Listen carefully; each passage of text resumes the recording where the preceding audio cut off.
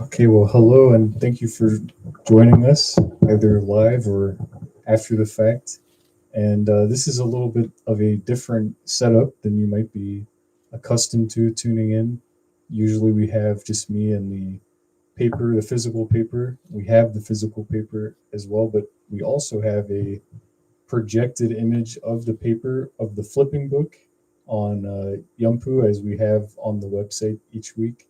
So you can actually see it projected up here, and we're going to use that so that we can flip through, have the projected image above us, and so that I can do an interview with the author of this week's English language article, Kim Ives, who's the English language section editor for us at Haiti Liberté.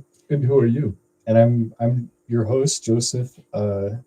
Thank you again for joining us, Joseph Mullen. Joseph Mullen. Yeah. Um, so we're gonna start by doing what we would usually do each Wednesday, which is show the full layout of the newspaper, all of the details, the headlines, so you can get a picture of what the paper looks like with each part of it if you're not able to get a physical copy. And again, these articles are available at our website, eliberte.com. But we will start by flipping through and we have our cover page to begin with. We're going to read the headlines off so you can have a sense of the scope of the article, and we will turn back after flipping through the whole newspaper to specifically the English section. We will do a deeper dive into that for this week. So to begin, we have our two cover page articles, and the first one is on the Battle of Vertier, which the anniversary of which is taking place. So the headline is Treize commémoration du Vertier, and Yeah.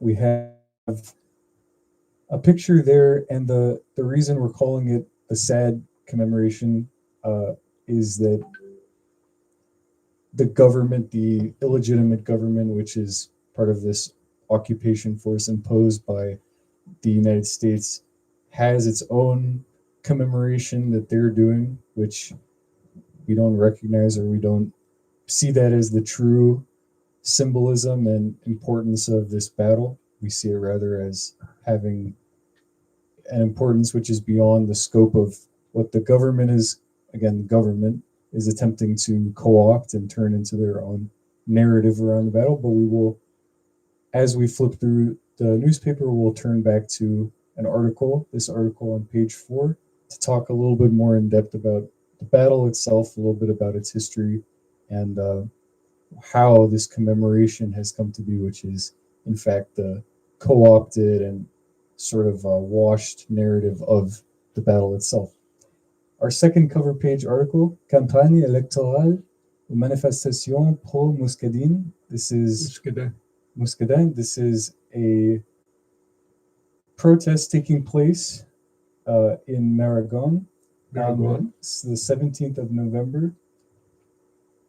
And we have talked in past weeks about Jean Ernest Muscadin and who he is in the financial apparatus of, again, this illegitimate government, in the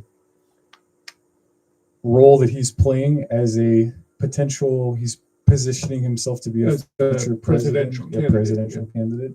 So is this an astroturfed protest? Is it a legitimate representation of people's sympathy and support? And when we turn on page 3, we'll get a little bit more. You can see the full layout of that article and get a better sense of who he is and his politicking and Machiavellian positioning. So we will now turn to our next page and see the full layout of the paper. So we have our editorial this week, La vérité finit toujours par s'imposer, by our director, Bertini Dupont. And it has a quote from Malcolm X. Malcolm X saying, "I'm for the truth," but I'm going to paraphrase a little bit, for the truth, but not the truth that is imposed, for the real truth. And that's something we strive for as well, to go through propaganda and narratives from the empire that are part of trying to have total hegemony over their narrative. This is part of trying to fight that through alternative media. And that is going to relate to our English language article that we will turn to in that section a little bit later, which is about the Croix du Bouquet expose and unearthing of what is going on, which has immediately turned into a whole, as the headline for that article is a battle royale of a narrative. Is that a narrative that is controlled and manipulated by the powers that be with their hegemony? We'll talk to the author of that article a little bit more about what has been unearthed. So that whole war that goes on over the truth and hegemony over narratives is really kind of a theme for this, our editorial, as well as our English language section. Next, we have the article that we mentioned, and we have a couple of pictures. We have Commissaire Jean-Ernest Muscadin with a gun. That's him as the vigilante. And then there's the presidential candidate. Right. And there's clearly a aesthetic turn that is there, which is an attempt to, show oneself as a legitimate operator in the political sphere, but those are pretty It's a little bit like the difference between al-Shara and al-Jalani. Exactly. Just kind of whitewash something a little bit, Photoshop it a little bit, and can be easily manipulated and turned towards the hegemonic mindset. So, yeah, the pictures are really great to illustrate the headline, which we read before, this manifestation. But this week we're not going to, as we usually do, we'll talk a little bit about each article. This week we're not going to go super in depth because we want to get through the whole flipping book, and we also then want to turn to an interview. We're kind of combining these into one. So next page. Our next page in the À travers Haiti section, we have the untrue bring this down. Commemoration of Vertier. And I'm saying untrue or sad as the headline says, but really we're saying this is the bogus commemoration. And we have a real one, which we could talk a little bit more about, how the people in the street are manifesting to support, have this legacy of the battle. We could also talk more so about how that protesting in the street and having that history is part of supporting the political factions that are opposed to the government, and how they're attempting to whitewash and capture this commemoration, and particularly the legacy of Jean-Jacques Dessalines as a founding father of Haiti, who was victorious in this battle. You can see in the picture the illegitimate interim president of the Transitional Presidential Council, Laurent Saint-Cyr, is there, and Also making a speech. Representative of the bourgeoisie explicitly on the council. Exactly. So our page flipper is getting a little zealous. We have a couple pictures from this commemoration, and it looks that they went to the site of Vertier, and they had a commemoration with the monument and taking glitzy pictures. And there is a picture of a member with it is the Minister of Foreign Affairs is present there, Jean-Victor Arvel, Jean-Baptiste, and Jenny Chapman, who is the British State Minister for International Development. So having the presence of the imperialist powers there to sanction everything and say this is good, and have their narrative always sort of coddling and helicoptering over the site of their manipulation of things. So even when these pictures will come out and it looks like a legitimate affair, you see with who's really standing in the shadows and manipulating the whole thing. So we'll talk a little bit more in depth about how we really would like to commemorate the Battle of Vertier, but this is to see how not to commemorate the battle. And then we have in our perspective section, this was last week's English, now in French. Le groupe armé de Croix de Bouquet prend d'assaut une usine de drogue appartenant à la famille Apaid. The Apaid family, with a picture of Andy Apaid there, who is an important figure in the bourgeoisie. This article, which we have sort of, would you say the sequel to this article is this week's Is this English? week's issue? Yeah, so we have, if those listening were not able to read last week the article in English, it's in French, and it is the revelations coming out of Claude Bouquet from the capturing that was done by Joseph Lamosanjou Wilson, and the exposing that they were doing of the drug trafficking and illicit activities of the bourgeoisie. In our Chronique Créole section, we have 2025, Nouveau Contrat Social, Van l'année, from our contributor in Creole, J. Fatal PR. And yeah, would you want to touch on it a little bit of kind of an outline for the article? The new social contract, 2005 to 2025.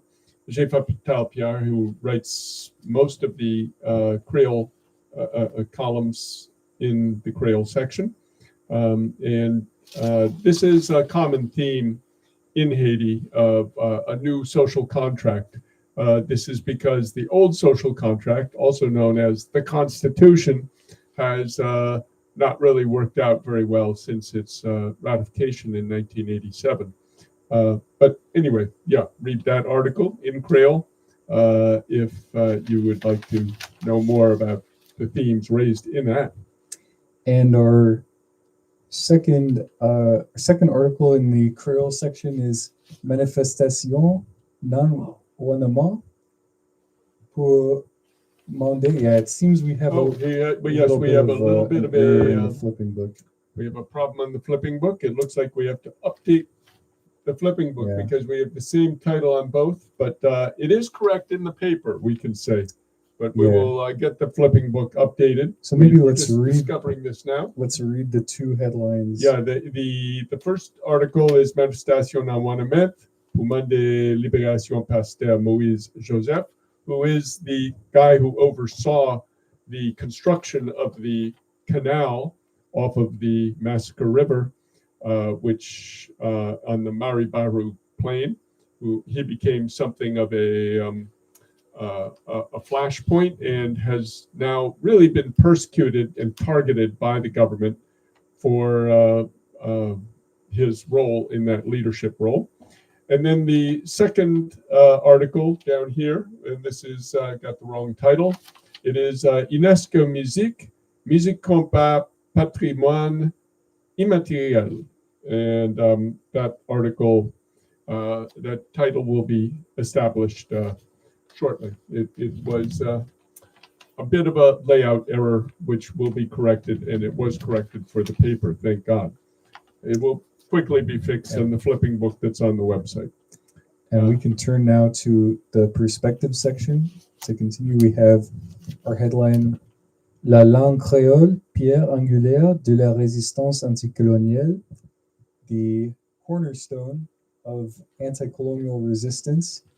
I think this is well illustrated, and it's good to have the visual accompaniment with our audio input as well, of having the ceremony of Bois Caiman, having a picture there, having the Académie Créole Haïtienne as well, and having the instruction, a mother tongue for 95% of the Haitian population.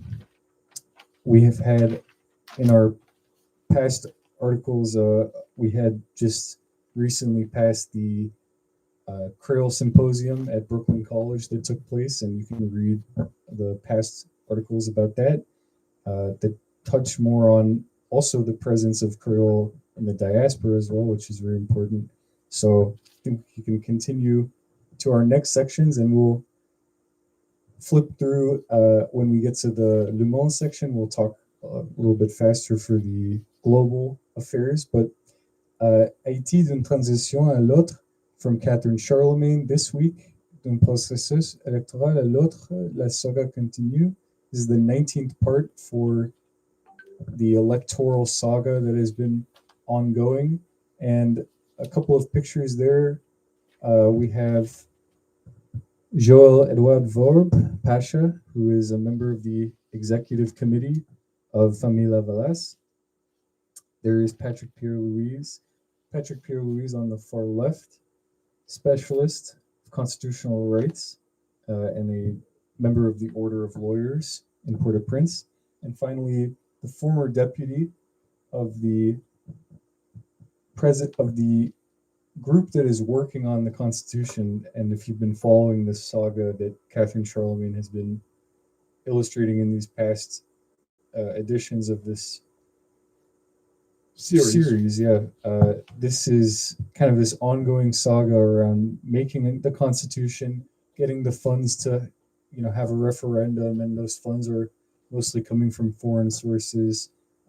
So this is the former deputy of the group that is working on that, Géry Tardieu. And sort of a perennial presidential candidate as well. He's been waging some kind of shadow presidential campaign for quite a few years now. Mm-hmm. We have our English article for this week in Haiti, which is following the drug factory raid, a battle royale begins to take shape between Haiti's Vivre Ensemble coalition and the US-backed regime. We have Kim Ives with us to talk more about that article. So let's go on and cover the rest of the paper, and then we will turn back on page 9 to that article to talk more in depth about it. Le soulèvement séditieux de l'Inde, the protest movement which is taking place against Narendra Modi, the prime minister of the Hindu nationalist, some say Hindu fascist, Hindutva government, and this ongoing protest movement of which you have communist elements, student elements as well. The communist movement, which is in power in Kerala state, the Maoist movement as well in the north. So as the caption says for this picture, which has Modi's face and it's crossed out with red, the people are done sort of inculcating the myth of Modi and this Hindu nationalism. So very interesting continued developments from India.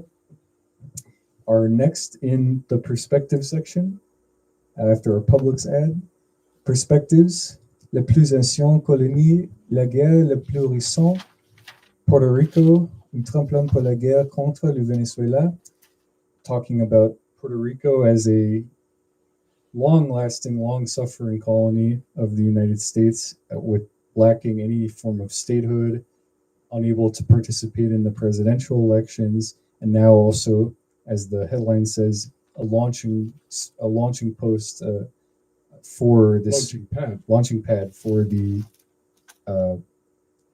aggressions against Venezuela that the Trump administration is launching by the unfortunate fact of their colonization and being, in this sort of shadow realm between being a territory, not being allowed even statehood, even though some people are pushing for that, and having U.S. military occupation for over 200 years. Our next article, Devoir de mémoire, in that section, commémoration des attentats de 13 novembre, thank you, novembre 2005, le mensonge comme homme de gouvernement. This is talking about the attacks in France that took place in 2005. We have a picture with François Hollande, a little bit lower in there, at the Champs-Élysées, meeting with leaders from the YPG, the PKK in Syria, and talking a little bit more about the impact of these attacks and a little bit of the politics of Kurdistan, Syria, and Turkey. And this picture as well, I believe, has the I would say conspirators or the those culpable for the attack are pictured there. 20 years ago. Next, we can turn in our perspective section. Rencontre entre Trump et l'ancien chef d'Al-Qaïda, Ahmed al-Sharia, à la Maison Blanche. So, as Kim, I think you made a reference to earlier about al-Sharia and Al-Jawlani, as he's now al-Jawlani, called. right? The way in which former enemies can turn to fast friends with the Former terrorists. terrorists. Right. 10 months ago, he had a $10 million bounty on his head as a terrorist, which was quickly removed, and they put an Armani suit on him and a nice red tie, and now he's all cleaned up. This is kind of like how under the Reagan administration, Reagan would talk about brave freedom fighters who remind us of our founding fathers in Afghanistan fighting the Soviets, who of course would then go on to get the money and weapons to become Al Qaeda with Osama bin Laden. So a little bit of that double speak, as they said in 1984, of the U.S. administration and its policies, how it can change to favor its interests, particularly in this case with the Middle East. Next, in our perspective section, il y a 108 ans, la révolution communiste d'octobre 1917, thank you, 10 jours embrûleurs le monde. 10 days that shook the world. Yeah, the book by John Reed is a reference there with the picture of Lenin. The 108th anniversary of the Russian Revolution, and the book by John Reed is very good for seeing what an American journalist perspective was going to Russia at that time and being really swept up in the affairs. It's sort of like Red Star Over China by Edgar Snow, kind of a similar, an American coming in and in that case being one of the first to really bring the news to an English speaking audience and sort of talking about how monumental the affairs were with the sidelining of the Mensheviks and the deposition of the Tsar. But it must also be said that in Russia, Lenin always felt that 10 Days That Shook the World was the definitive account of the Russian Revolution, even more so than, say, Leon Trotsky's history of the Russian Revolution. And in much the same way, Mao Zedong felt that Edgar Snow's Red Star Over China was the definitive history of the Chinese Revolution, at least for that period, that part of it, that period of it, early years. Yeah, so an important milestone and commemoration. Next, in our perspective section, we have an article de la Palestine au Venezuela, les États-Unis sont toujours derrière la porte. I think it's to translate again for the English audience to have the U.S., as we were just talking, making a little bit of a aside about Ronald Reagan and his getting up and having a little dictum about our freedom fighters who were our boys who were supporting in Afghanistan and all this stuff. In this case, we have the United States being behind all of these different world affairs. And this was something, if I can have, I guess, a little tangent, I was relating this to my students a little bit. And so it's important to have it well succinctly put here of the U.S. being behind all of the different really travesties and maledictions of the world. You have one agent that is like an octopus with all its tentacles working in all of those different affairs. And I think importantly that the U.S. operating in all these different affairs makes all of those nations have solidarity. They should have solidarity for one another, that they have a shared struggle. As a member of the PFLP put it, imperialism is like a hydra sort of creature. Anywhere you attack it or try to cut one of its heads off, you injure the whole body and you lead to its destruction. So this is PFLP being the Popular Front for the Liberation of Palestine. next in À travers le monde, Mexique, Claudia Scheinbaum, la marche de la génération Z et l'extrême droite. We've had very promising developments of the Generation Z movement around the world, such as in Bangladesh, in Nepal. Here we've been debating Generation Z. How impactful is it in Haiti and even in the diaspora? And here, this article by Victor Toledo talks a little bit more in the Mexican case of the Gen Z movement, in particularly this protest which took place on the 15th of November, and that comes to us from La Jornada. We have Jornada. La Jornada. We have l'ONU adopte une résolution créant un comité de la paix pour Gaza et un fonds de stabilisation. Some developments from the United Nations on Gaza, which you had, the recognition of a Palestinian state in name to some extent by the United Kingdom and Australia and Canada, but this article breaks down a little bit more how the Security Council is attempting to further, to some extent, those ambitions of having this recognition, which we're debating, how far will that go to actually have the liberation, have a liberated Palestinian state, remains to be seen. The last article on this page, Brésil, 7000 personnes défilent à Belém pour la justice climatique. It's an excellent protest, and especially having the indigenous participation in the protest movement around climate justice, which the indigenous communities in Brazil suffered, especially under former President Bolsonaro. So they've been trying to push back and have more of a presence in this climate movement, even though in theory the electoral politicking has shifted with Lula. The indigenous movement here is attempting to show that their concerns around settler colonization continue, no matter trying to get the government of Lula, which has been very poor on Haiti, to shift and recognize their concerns. So that article comes to us from Marcel Dufato from People's Dispatch.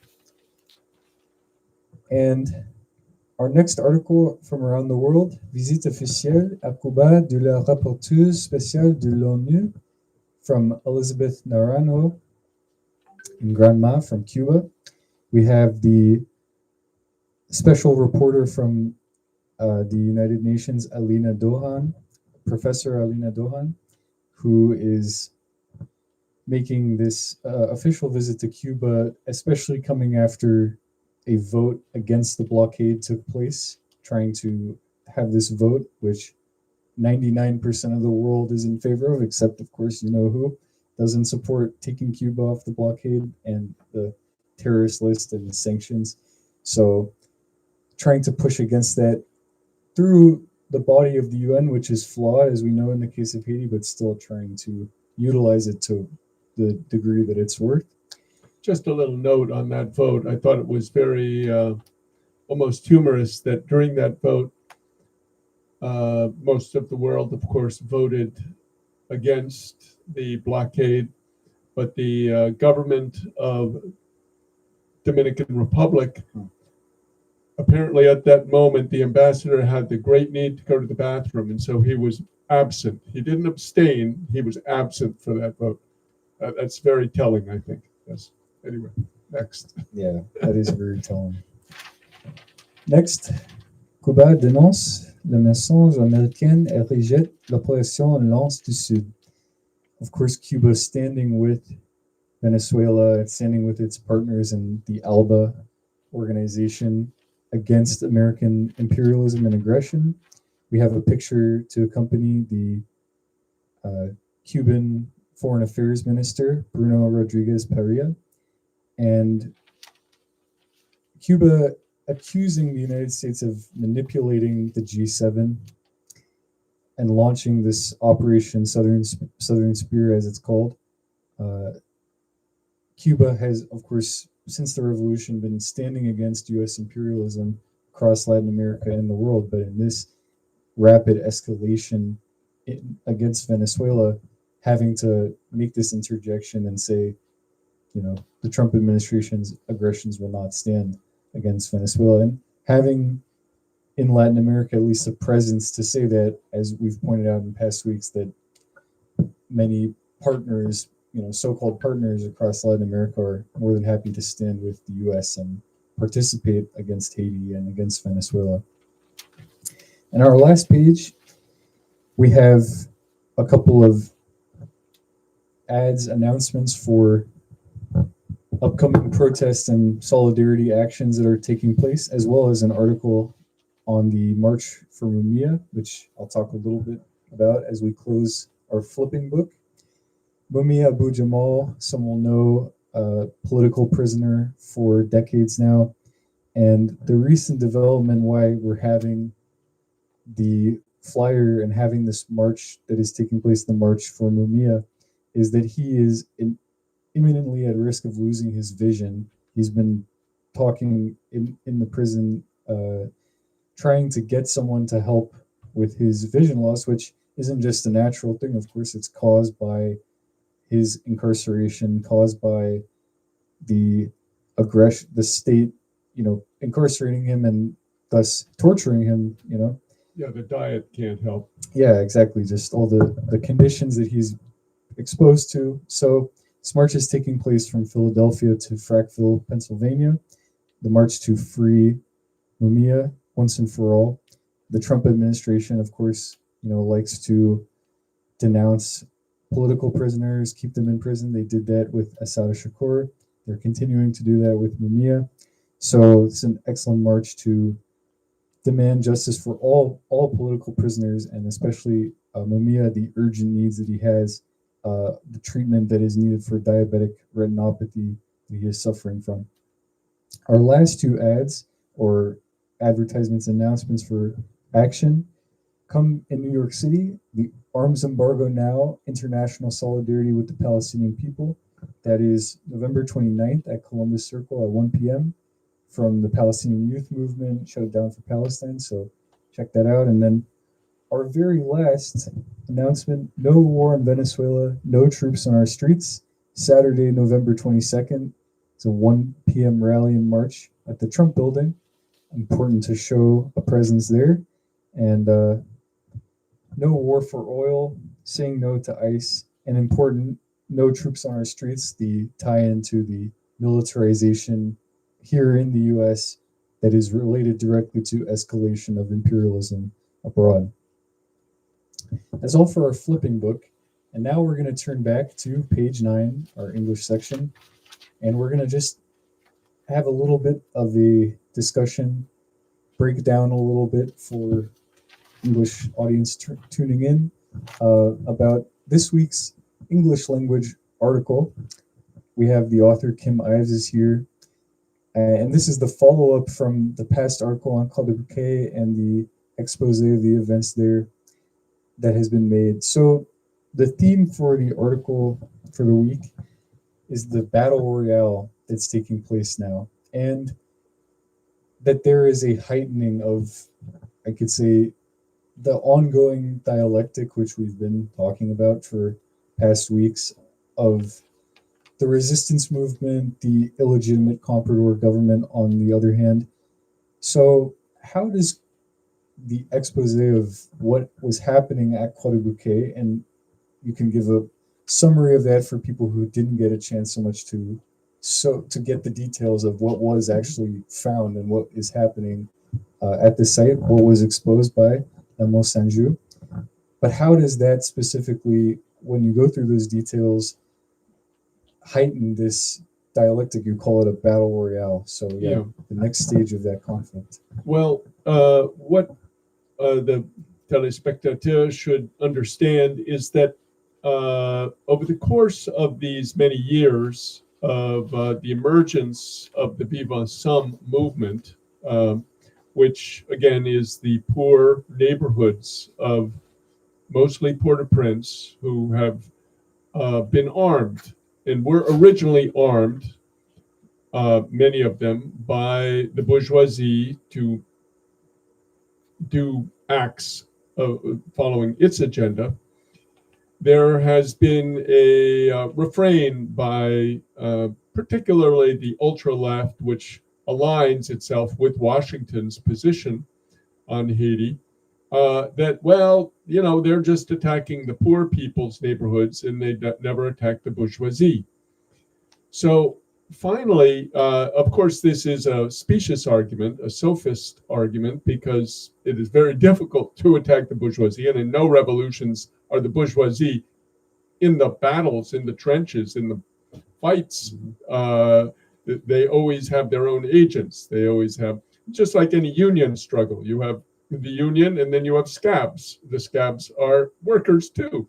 But, so in any case, be that as it may, the bourgeoisie lives in the heights of Pétionville, Montagne Noire, Pèlerin, in these absolutely magnificent mansions, which are also fortresses. They're often surrounded by 30-foot walls. They have gun turrets. They have motion detectors. They have cameras.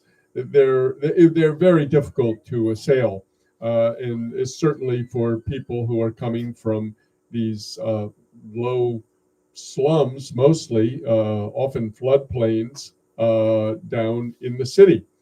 However, finally, on November 9th or so, the 400 Maozo, the 400 Maozo, the group that is based in Croix de Bouquet, just northeast, about 8 to 10 miles northeast of Port-au-Prince, went to a factory of the Aped family. Now, Andy Aped was the principal face and voice of the Group of 184, which was the coalition put together by the Haitian bourgeoisie. It was supposed to be 184 groups, which was, of course, silly. There weren't 184, but they use that number.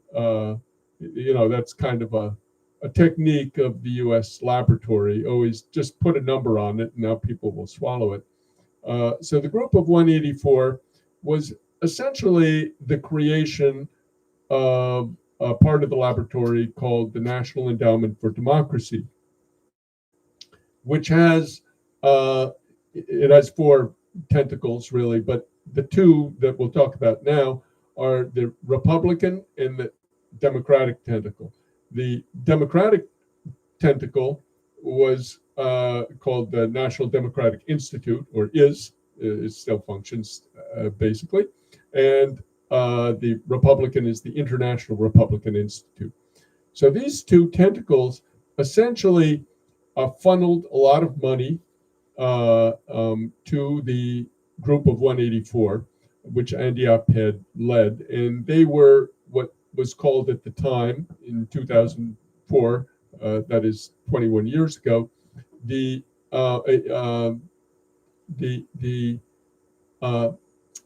unarmed, what was it?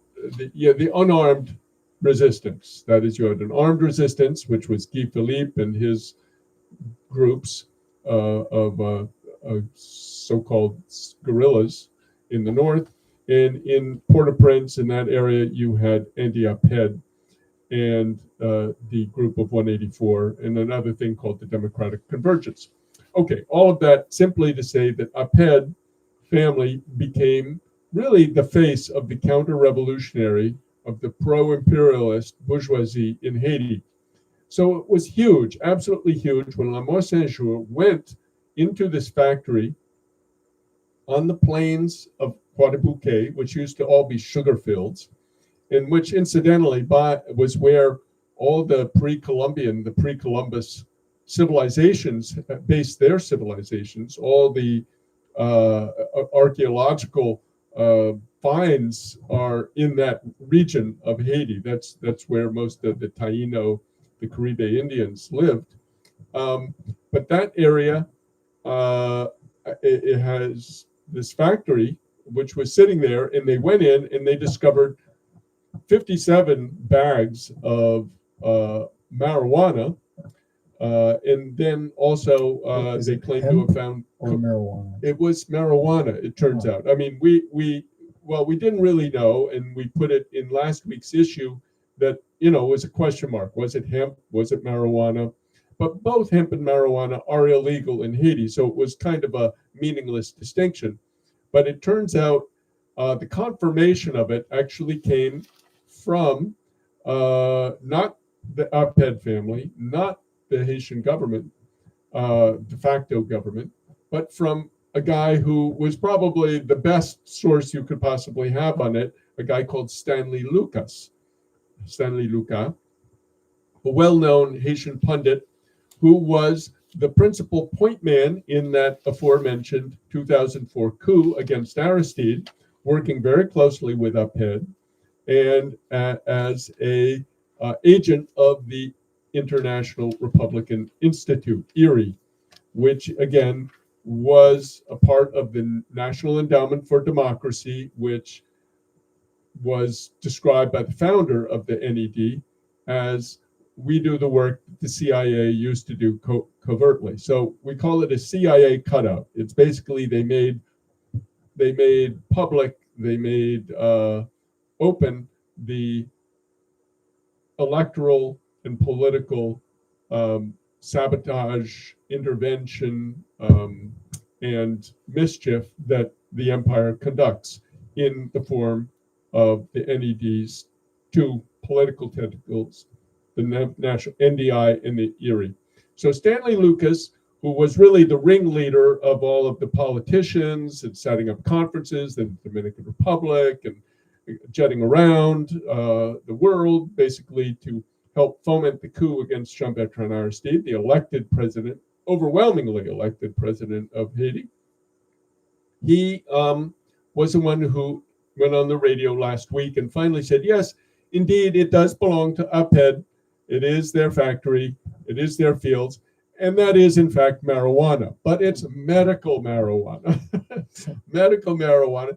And supposedly he was justifying that it was legal because it was being grown under license with the United States, as if somehow a license from the United States means that you can violate Haitian law, which says that both hemp and marijuana are illegal in Haiti. And in fact, they are constantly arresting young Haitian men for smoking marijuana and throwing them in jail and throwing the key away. And so this really brought home in an extremely powerful way. It was a convergence, and Bethany Dupont, our director, talks about that in the editorial.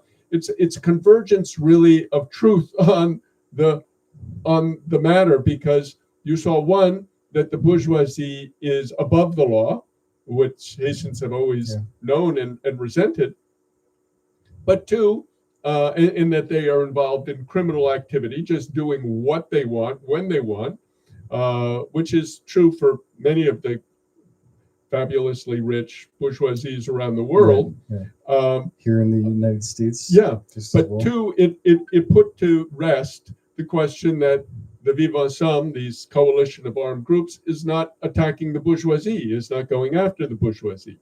So this is where, and L'Amour Saint-Just, in presenting the footage that his soldiers filmed at the factory, said, I know I'm going to die for this. I know that they're going to come after me and kill me for this because I really hit a nerve.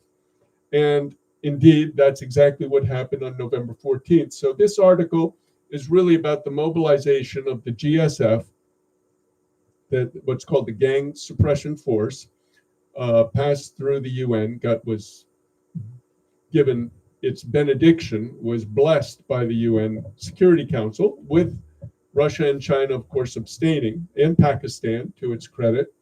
So the GSF, which is until this moment really just a renaming of the Multinational Security Support Mission, MSS, which was deployed in October of 2023 and basically expired. Its mandate expired on October 2nd, 2025. So for 2 years it was there.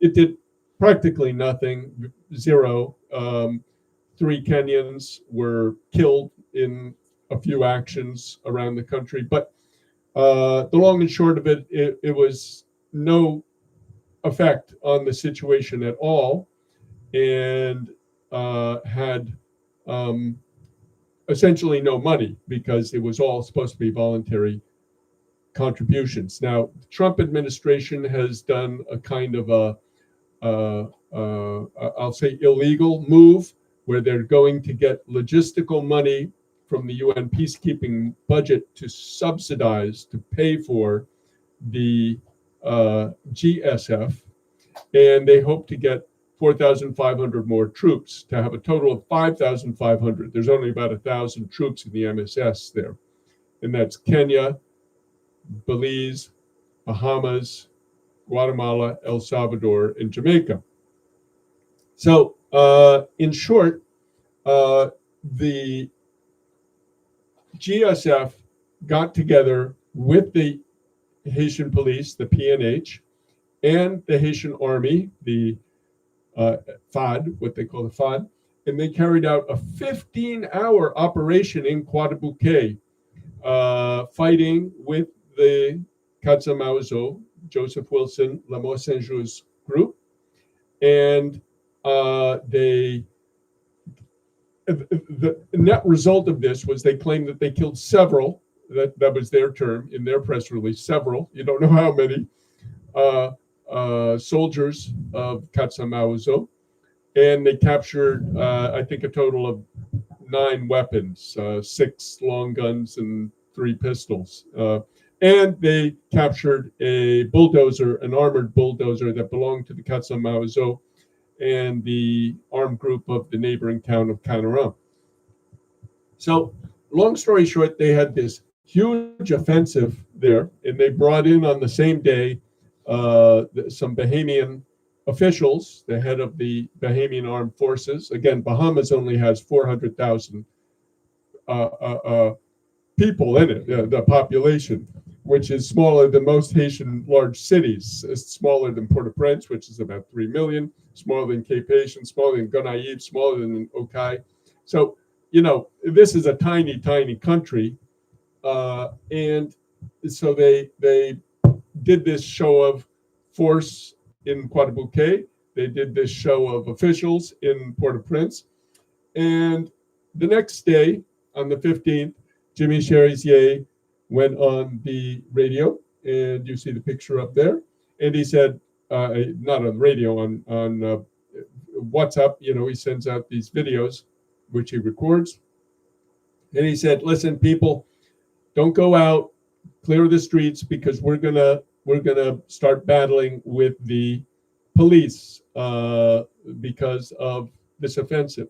Now, the essence being that both sides are seeing that we're coming to an inflection point. And just before we have a quote which I thought was good to illustrate that a little bit more, kind of the power that has. It's Jameson Joseph in Quotidien. Yeah, Quotidien 509. Yeah. I'll just read the quote. Just read the quote. Just part of it. Today it is no longer government decisions that dictate daily life, but the pronouncements of the gangs, so-called gangs, armed neighborhood committees. Every time they claim they want to, quote, block the country, the capital empties. When they say don't go out, doors slam shut, and families lock themselves in their homes.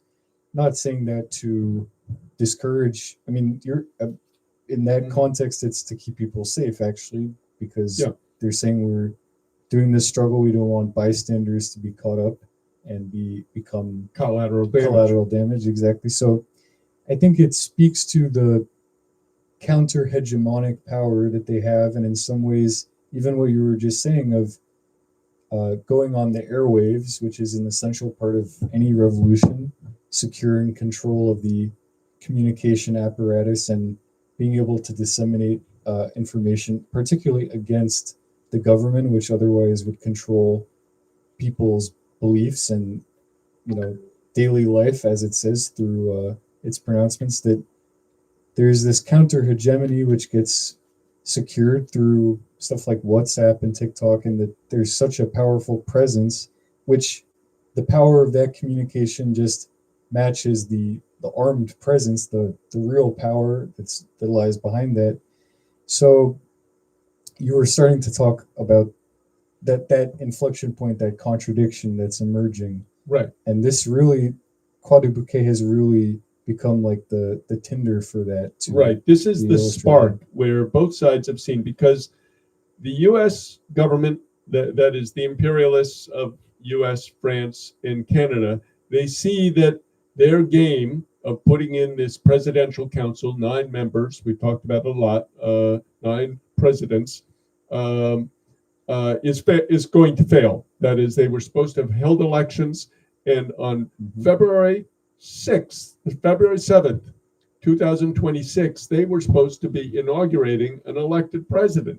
This is what they, but this is not going to happen now. They're not even anywhere close. They're talking about maybe getting something for February 7th, 2027 at this point, the electoral council that they put in place. So they realize that when February 7th, 2026 comes, they are going to have egg not just all over their face, all over their body. They are going to be completely discredited. And this is going to be a moment when, just like in 1986, when the masses rose up and drove out Jean-Claude Duvalier, they may rise up and drive out this council. And the big problem is, at this point, you have not just people, demonstrators in the street that you can gun down or hose down with pepper spray, but these are armed soldiers who have been battle hardened from years of fighting. And it is a very problematic situation for them. Not only that, but these groups, they have figured out how to use social media to get their message across. They don't have to get on the radio. They don't have to capture the means of communication, which always were monopolized before. Now they go on TikTok, on Twitter, on Facebook, on WhatsApp, on Instagram, and they're getting their message out. And it is a real problem for the empire. Now, like with TikTok, which is very popular in the Haitian community, they're playing a game of whack-a-mole. For anybody who didn't play that as a kid, it's the thing where a little mole's head come up and you try to whack it. So, they figured out how to get around the censors and the various restrictions that social media, which is controlled by corporations, deploys to stop its usage by people it doesn't want. But the Vive Ensemble crew has figured out how to do this. They're putting out music videos. We put a link in the piece to a video out. We see them below by a guy called Chrysla, who controls the part of Port-au-Prince in the south of Port-au-Prince called Carrefour. It's a beautiful song. It's a very poignant, really well-produced song. So, this movement is very rich in terms of its cultural output, in terms of its informational. And, one of the key things I can say that they're doing is Cherizier, say what you will about him, but he tells the truth. Things that he says happen. Things that he talks about said happened. They're proven later to have happened. And this is the opposite for the empire's puppets, who are constantly putting out these completely phony, completely ridiculous numbers of people. We killed 200 people, 200 bandits with drones. We killed 300 bandits. Everybody can see on its face it's fake numbers, as well as again, going back to the National Endowment for Democracy, NED, CIA cutout group, which is a human rights group called RNDDH. They did the same thing. They would put out these reports and they'd put out numbers, and they'd say this many people died here and this many people were killed here, blah, blah, blah. It turns out all to be big phony numbers. And so everybody's on to this game. So it's become a really interesting moment. We're now in the third day. This offensive that Cherizier announced was supposed to happen, begin on Monday, the 17th, and Tuesday. And as Le Quotidien points out, uh, the streets were completely empty, and there was a lot of gunfire going around the city, but there were no big battles. There was no big standoff.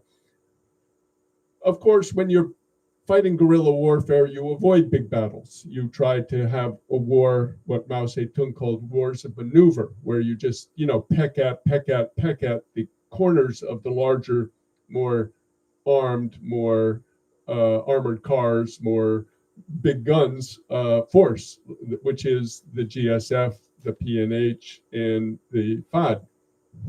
They have superior weaponry. They have drones. They have helicopters and jets and everything. But so it will be a guerrilla war fought in the manner that the Red Army had to fight the Kuomintang back in the 1930s.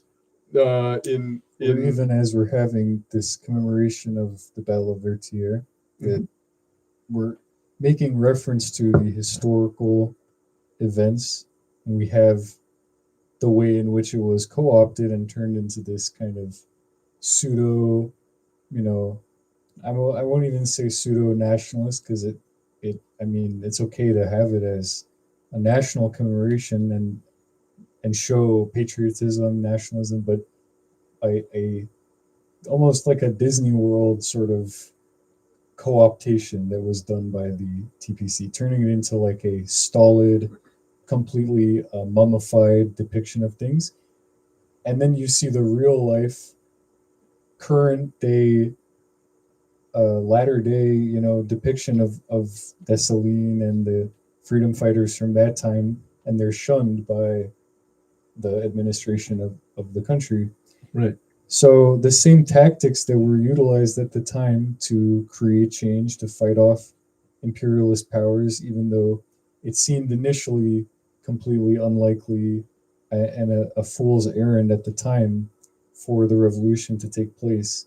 As you're saying, that's the same thing in Vietnam, in Algeria, in China, that this small guerrilla force can now, we're seeing, not only go from being a small guerrilla force, from being marginalized in society as, those on the street and the lumpen, and to now having this counter hegemony where they can do things that the state is utterly incapable of doing, protecting the people, issuing out communications, and really, it's kind of saying, dictating daily life.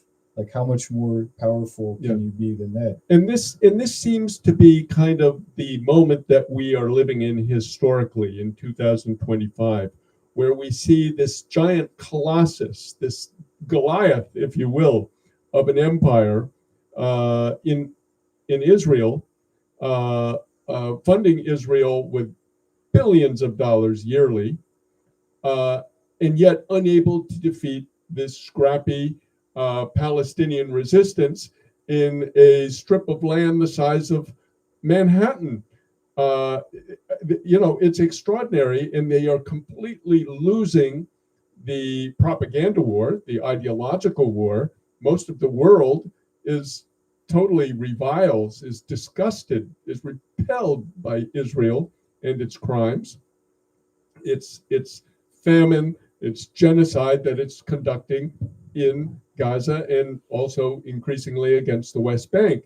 So the same thing is happening in Haiti. And that part of the article this week, the English article, is how various figures of, I could say, the Haitian mainstream, like the singer turned politician turned farmer, Jacques Sauverjean, has had some very complimentary things to say about the Vivre Ensemble, as did, and this is key, a famous football player, a soccer player in Haiti, a guy called Jeff Louis from Mirabalais, who actually sent Vivre Ensemble a note saying, listen, guys, tone it down a little bit during the match, which happened on Vertières yesterday, November 18th, again, the 222nd anniversary of the historic victory of the self-freed slaves against the French army, the most powerful in the world at the time.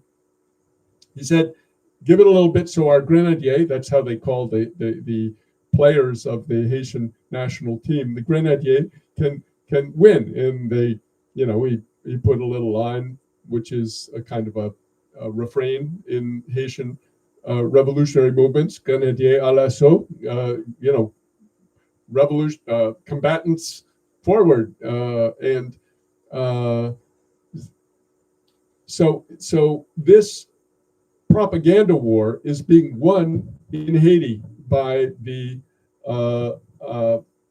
Viva Sum, this scrappy, compromised, warts and all opposition, which unfortunately, as we've often talked here, many on the left have not yet quite understood that it is part of the targets of U.S. imperialism in this offensive where Haiti, Venezuela, Colombia, and Cuba are on the radar of the U.S. for basically takeover so they can reclaim the Caribbean as their pond.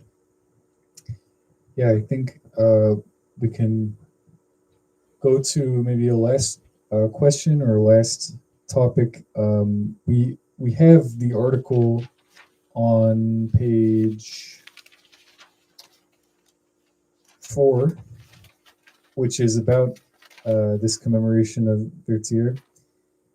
And as Kim, you were just kind of elucidating at the end there to talk about the importance of Berthier, I thought it was particularly important to say that all of the examples of revolutions that we were just listing and that launched guerrilla warfare and that had this strategy in some way should be taking their inspiration or are taking their inspiration. A lot of them do salute the revolution in Haiti, and that when we're thinking about a dialectical process of changing history or a theory of change that is part of dialectics, there is a maybe slightly oversimplified version of that, of thesis, antithesis, synthesis, that it's 3 parts and that it has this kind of movement.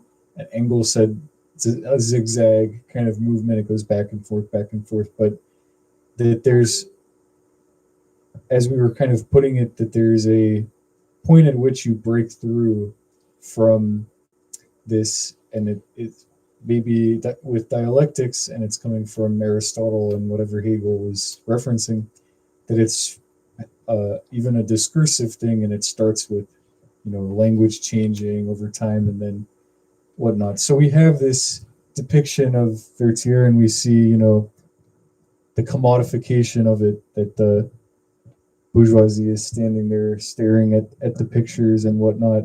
And it's especially ironic, everybody dressed in suits is standing there and looking at, people who are fighting the revolution in nothing, barefooted even perhaps, with really giving their last ounce of blood for the revolution.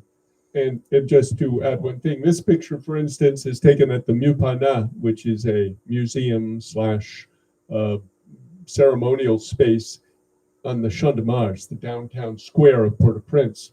So they ran there, they did this, but the Champ de Mars was completely deserted. Nobody was out there, and there was gunfire crackling around it, especially after they left with their huge security detail. And so, this was what they would call in French a coup d'épée dans l'eau, a sword strike into water. They're just doing this for the gallery, for the photo op, but their power, their influence, their credibility is absolutely nil in reality. Yeah.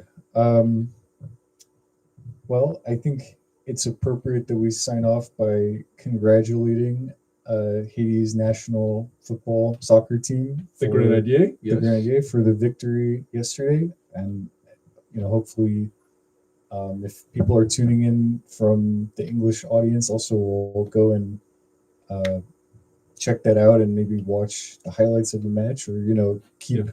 aware of those, yeah, very important developments. Even though one may be looking at it and thinking that sports, it's symbolic, but we're looking at symbolism to some extent, historical symbolism there at Vertier in the museum on the Champ de Mars, but how that symbolism really does tell you a lot about the current day events and affairs, and the balance of forces at play.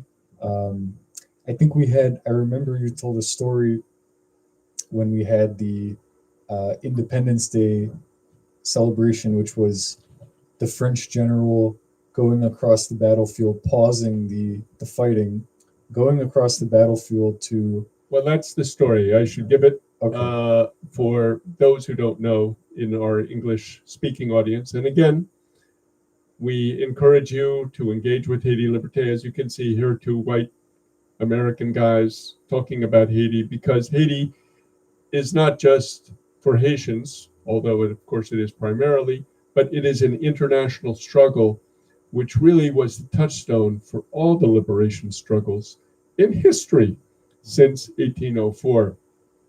And at that battle on November 18th, 1803, there was a famous general called Capois la Mort, and he rode his horse across the battlefield, and it was shot out from underneath him.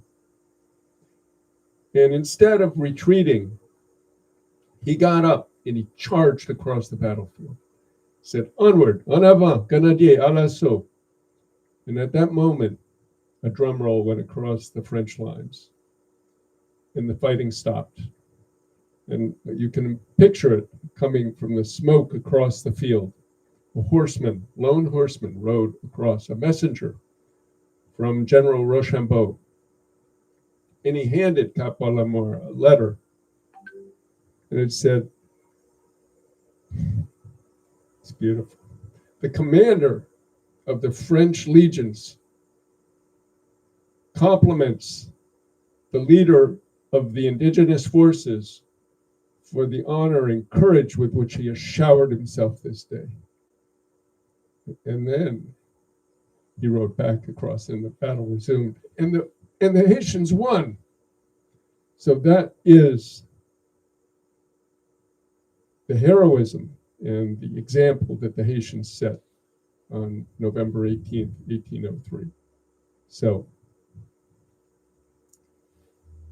Well, thank you for joining us for this week, and we will see you next week for another edition of Hey Liberté. Thanks. Good night. good night.